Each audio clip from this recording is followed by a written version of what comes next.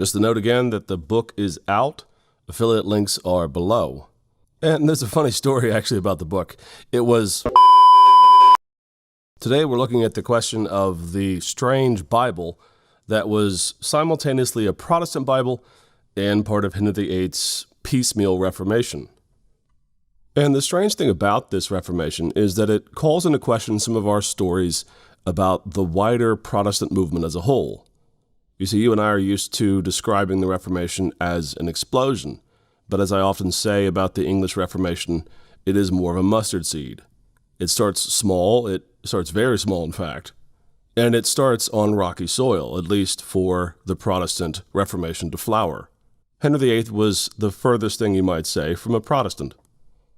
He actually wrote a book against Luther during the early days of the Reformation, and he instructed his people to attack the Reformation in print.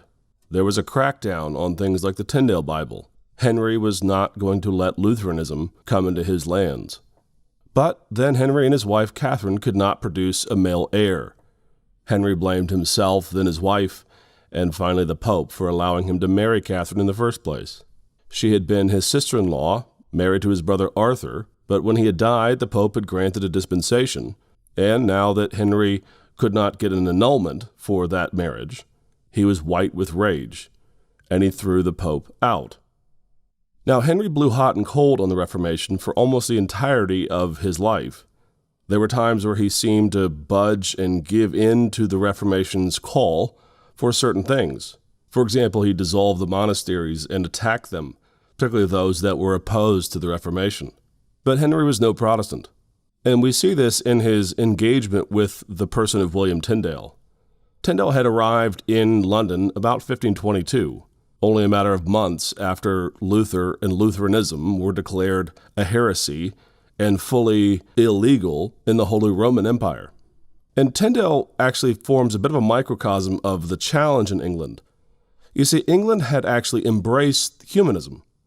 It had not embraced the Reformation, but it had embraced these ideas of the new learning. And so Tyndale tries to leverage that fact when he comes to London in 1522. He appeals to the London bishop at the time, Cuthbert Tunstall, and asks if he might be allowed to translate the Bible into English.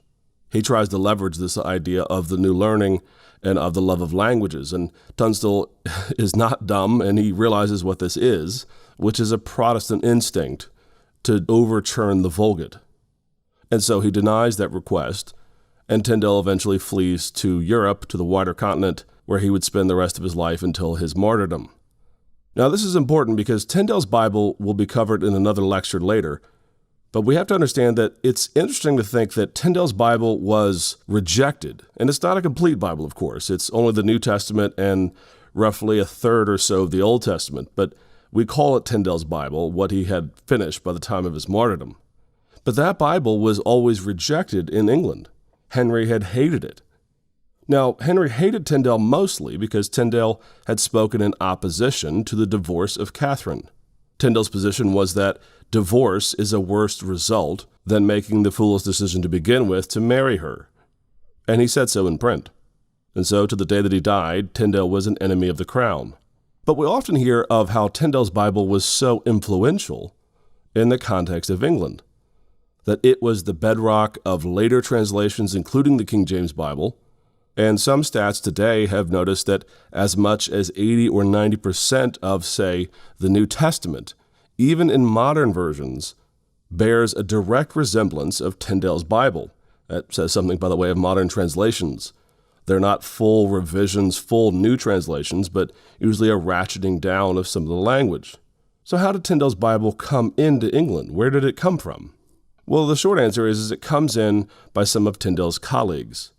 One of the main men to do this was Miles Coverdale. He had been a student at Cambridge, and he had actually shared Tyndale's love of humanism and the biblical languages. He had set off to the University of Louvain in modern-day Belgium, where he had actually studied for a time with Erasmus himself. And so in 1527, Coverdale had actually embraced the Reformation, but unlike Tyndale, Coverdale had kept a low profile, had kept his head down. And so he was not sought by the crown or by any of the authorities. He was just considered to be a humanist scholar at large. Now, around the time that Tyndale is executed, Coverdale makes his way back to London, where he is embraced by those who were part of the quiet Reformation, you might say, back in England, people like Thomas Cranmer. You see, in the 1530s, particularly right in the middle, the Protestants were making headway with the king. One of the main places they made headway was on the subject of a new English translation of the Bible. They came to the point where they convinced Henry that a Bible in English actually would be the bedrock of his own authority, having now declared himself head of church and state. They realized that they could leverage the king's desire for obedience to get one of their, frankly, very Protestant ideas off the ground, the publication of a new Bible. You see, English Bibles had been outlawed since the time of Wycliffe, back in the Middle Ages. And so in 1535 or so, Henry began to acquiesce to this idea of an English Bible. And now that Coverdale was back, a man who we think worked in part with Tyndale on his translation, it seems to be that Coverdale brought that translation with him back to England, or at least he had access to these things. And so in 1535, Coverdale actually produced the first complete Protestant English Bible of the Reformation. It is today known as the Coverdale Bible. Sometimes it's called the Treacle Bible, which is a sort of lampoon of the fact that Jeremiah 8:22 asks, "Is there not a treacle in Gilead?" But it's the Coverdale Bible, largely forgotten, and what it really is a cobbling together of Tyndale's Bible with Coverdale's other work using the Zurich Bible from Zwingli's Reformation, the Luther Bible, the Vulgate, and some others, and translating the rest of the Old Testament into English. And so in many ways, Coverdale's Bible is smuggling in Tyndale's Bible under the king's nose. Now, the main feature of Coverdale's Bible that is remembered today would be amongst those who are Anglican. The Book of Common Prayer, at least in the 1549 version and 1552 version, actually have the Psalter from Coverdale's Bible as its foundation. Now, that Psalter is not used in other Bibles exactly word for word, but those in the Anglican tradition who use the historic Book of Common Prayer actually pray, when they pray the Psalms, the Coverdale Bible. Now, the reason Coverdale's Bible is largely forgotten is because it was actually a rushed job, meaning the Protestants in leadership, especially Thomas Cranmer and Thomas Cromwell, had not officially received written permission or authorization from Henry to do this work, so technically it was illegal. And so rather than ask the king's permission after the fact, they decided to redo the work. Relatively the same, but still just a tweaking of the Coverdale Bible. And what was produced in 1537 is known today as the Matthew Bible or the Thomas Matthew Bible. This is a bit of a strange translation as well, because there actually is no one by the name of Thomas Matthew. The work is by a John Rogers, who had actually, again, been one of the assistants to William Tyndale when he was working on his Bible. So 2 Bibles now worked on by Tyndale's folks, Tyndale's colleagues, only now semi-officially for the English church. The problem with the Matthew Bible is it was quickly discovered when it was sent off to be published.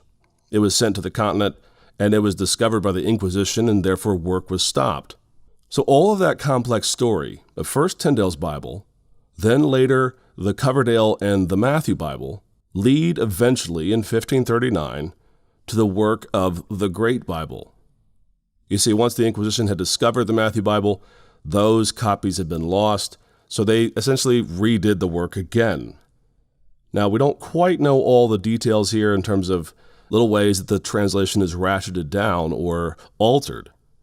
But the Great Bible in 1539 is a landmark in the history of the English Reformation. You see, it actually symbolizes the tension under Henry VIII.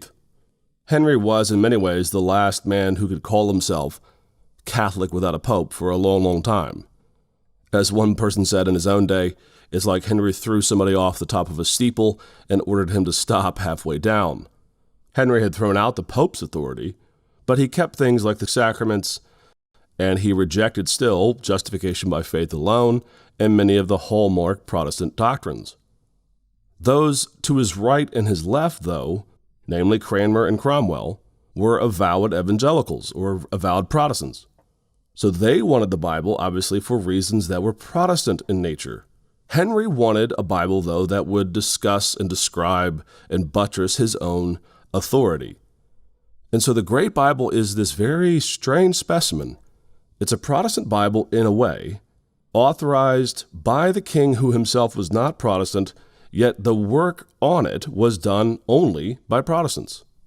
And the tension here is symbolized in the fact that on the cover page, you have this amazing picture where at the top you have Henry with his hat off, his crown off, praying to Christ. And people have always noticed how pinched it is up at the top. The artist didn't give himself enough room. But he prays to Christ, and the idea here is that he receives inspiration from God himself to provide the word of God to the people. Come one step down, and this is typically how you read these pieces of art. They go chronologically from the top to the bottom. But you come down, there is Henry enthroned, handing the Verbum Dei, the word of God. In his right hand, he hands it to Cranmer, the Archbishop of Canterbury, who is therefore symbolic of the church. To his left, he hands it to Thomas Cromwell, vicegerent in spirituals, as it was called, which is sort of the political right-hand man. You carry that down, and then suddenly those folks, Cranmer, now mitred, and Cromwell, now wearing the robes of state, hand the Verbum Dei, the Word of God, to their constituents. And you follow it down all the way to the bottom, and you get this kind of tableau of all kinds of folks. You have folks in prison, you have a woman with her children, you have folks dressed in all types of backgrounds of what was then 16th century England. And what is their cry? Long live the king. Not thanks be to God, not we embrace the Reformation, nothing that is suggestive of a deeper theological change per se. But you see, this bottom result, you might say, of the Word of God is very much what Henry wanted. It was the basis upon which he allowed the Bible. Now, what the Protestants banked on, what they assumed would happen, is that when the Word of God was in the language of the people, that they would begin to soften to the medieval ways of the Catholic Church, and that they would begin to become more fertile ground for hearing the seeds of the gospel. So Henry VIII's Bible is a startling, striking, strange thing. A king himself not Protestant, yet because he has opened the door to this translation, by that route, by that road, Tyndale's Bible makes its way into official English translation. You see, were it not for the Coverdale, the Matthew, and the Great Bible, Tyndale's Bible probably would have been more like the Wycliffe Bible in our modern imagination, which is, it would have been something that was remembered, but it would not have been the foundation of so many English translations ever since. Because Coverdale brings it in, as well as John Rogers, what happens is Tyndale's Bible makes its way into the bloodstream, you might say.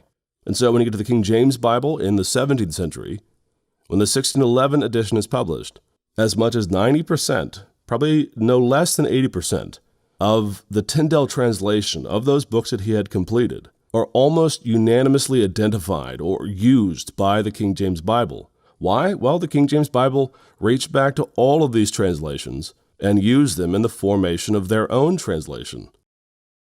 So, without intending it, Henry VIII paved the way for the English Protestant Bible.